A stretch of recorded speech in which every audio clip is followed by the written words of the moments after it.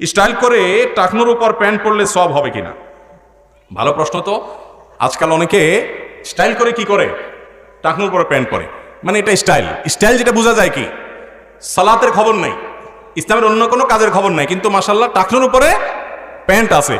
তো দেখতে হবে এটা কেন করছে, সে কি হারাম থেকে বাঁচার জন্য করছে নাকি এটা ফ্যাশনের জন্য করছে।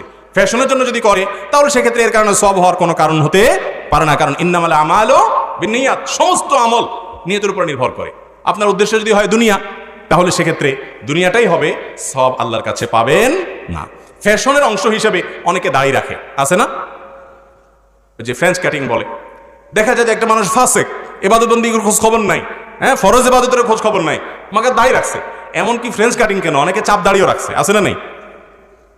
কিন্তু ফ্যাশন, এই ফ্যাশনের জন্য যদি দাড়ি রাখে তাহলে সেই দাড়ি রাখার কারণে কোনো সওয়াব হবে না। ফ্যাশনের কারণে কেউ টাকনুর উপরে প্যান্ট পরলো তাতে সওয়াব হবে না। তবে হ্যাঁ, একটা জিনিস হবে, ফ্যাশনের কারণে হোক আর যে কারণে হোক, সে টাকনুর উপরে তো পড়ছে, এই জন্য সে টাকনুর নিচে পড়ার যে গুনাহ সেটা দেখে অন্তত বেঁচে গেছে, কিন্তু আল্লাহর কাছে সওয়াব পাবে না। সওয়াব পেতে হলে, এই বিনিময় পেতে হলে তার নিয়ত থাকতে হবে, উদ্দেশ্য থাকতে হবে আল্লাহর কাছে কি পাওয়া, আজর এবং বিনিময় লাভ করা।